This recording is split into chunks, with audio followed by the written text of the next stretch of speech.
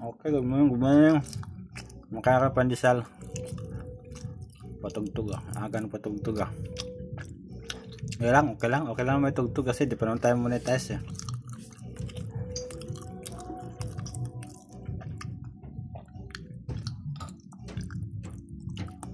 Congratulations sa mga nanalo no.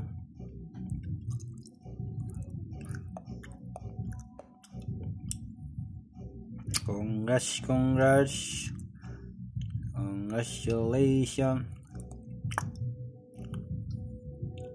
550099 550099 double. May double tayo natitira.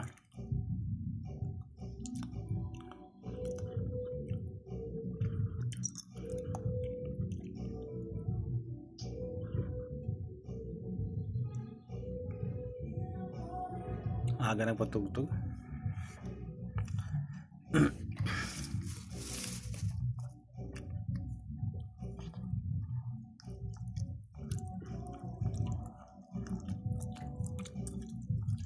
Wala akong stand, nasa bahay stand ko eh. Hawak-hawak na natin cellphone na to. Kaya naman tayo pandisal habang bago tayo magbigay ng guide.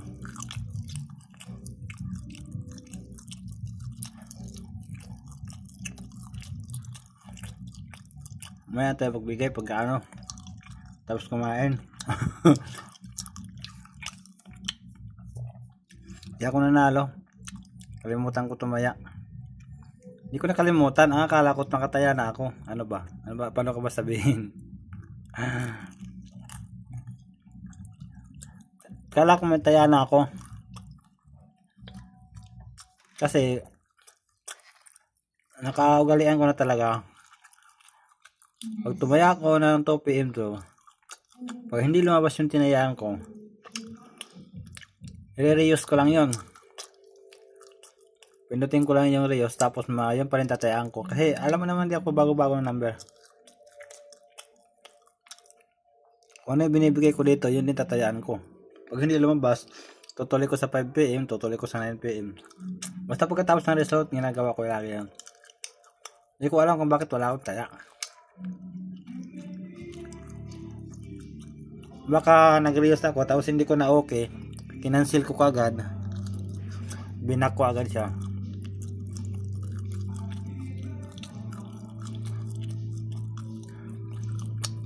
Hindi ba pala okay yung taya ko tapos nag-back na ako.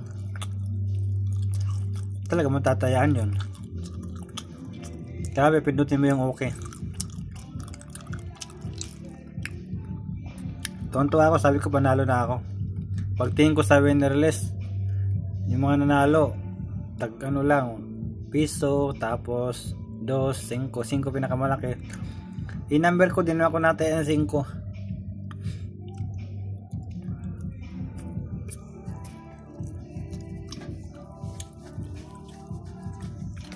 Isang piraso lang yung number tapos tatayaan ko ng 5. Ngulat ako asan yung taya ko, ba't wala? Hinahanap ko yung taya ko.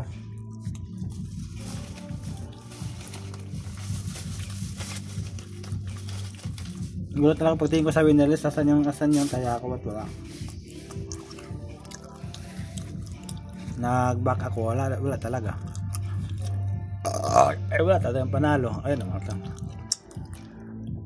Excuse, samsog. Wala salo. Walang panalo, walang taya eh.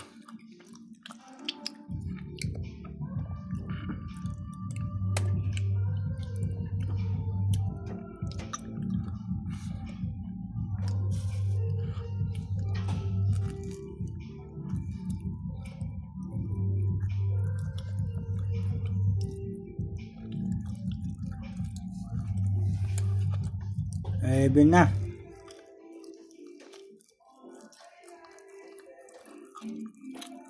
Walang. Bawi ako ngayon. Ngayon, kanina pa akong alas 5. Kanina pa akong alas 5 tumaya. Sigurista, no? Hindi na makakalimutan, nakataya na ako eh. Pagising ko na alas 5, tumaya na ako. Makain ako pandesal. Almusal, pandesal.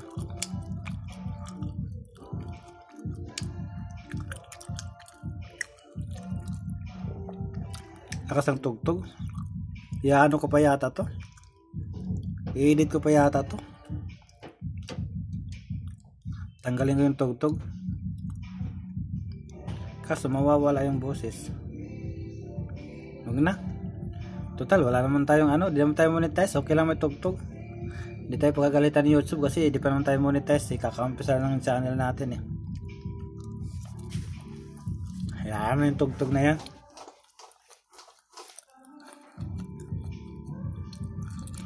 Ang hirap pag ano. Ang hirap salita ka ng salita tapos wala kang kausap. Ay, buhay. Ang masaklap nun, meron akong 536 views. Tapos yung subscribers ko 31 pa lang.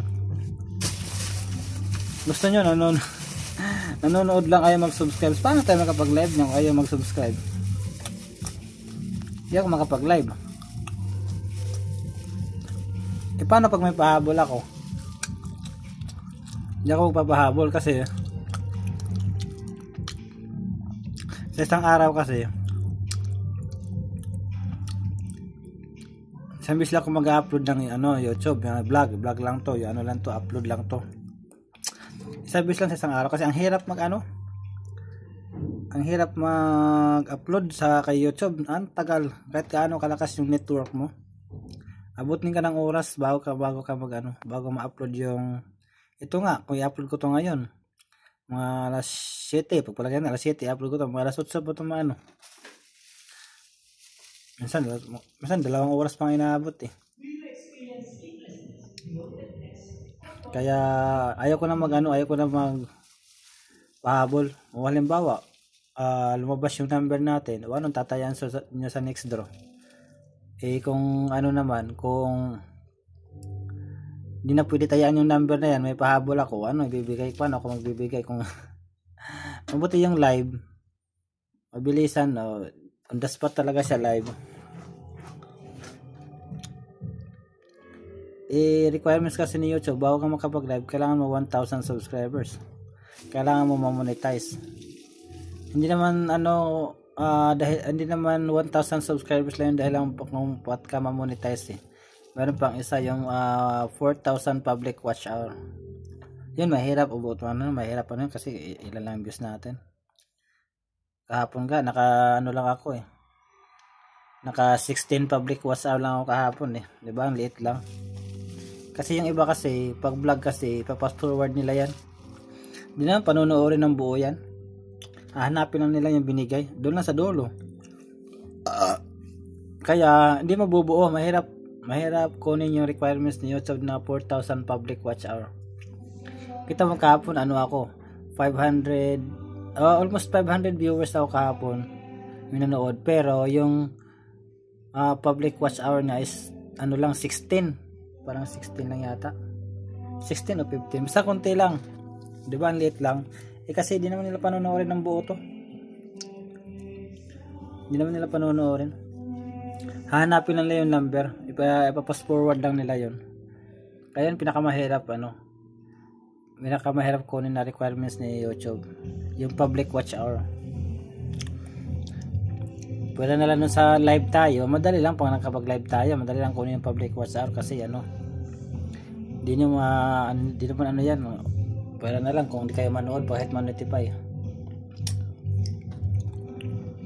Ngayon di ako nag-share ngayon.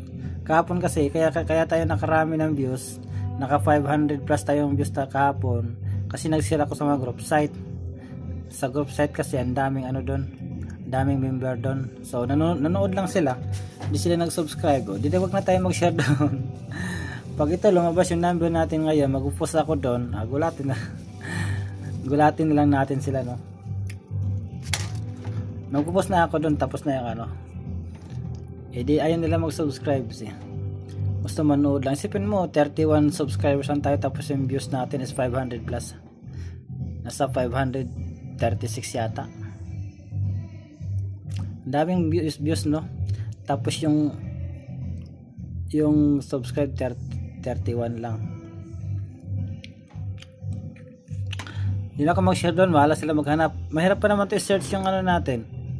Kasi bago lang to eh. Hindi pa to lalabas eh sa ano, search bar. Pag pinindot mo doon. Hindi pa to ano, hindi to lalabas yung channel natin kasi bago lang. Bakit may ano to? Tanggalin natin yung TV.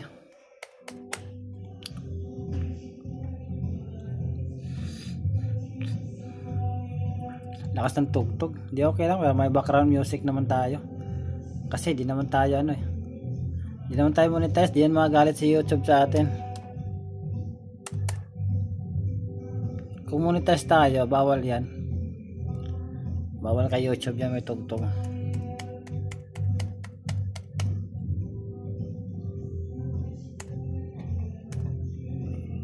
Eh di naman tayo monetize eh.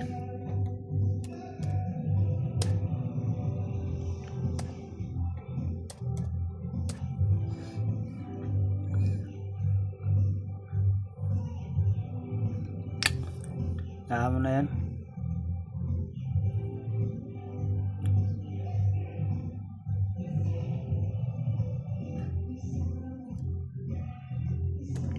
Kaya mo na yung tugtog na yan.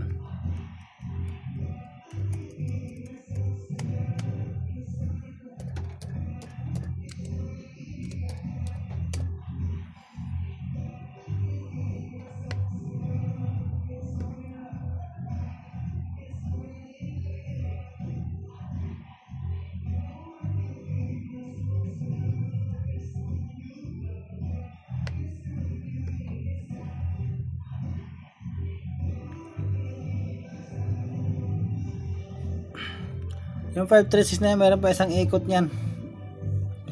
635. Okay na tayo dito.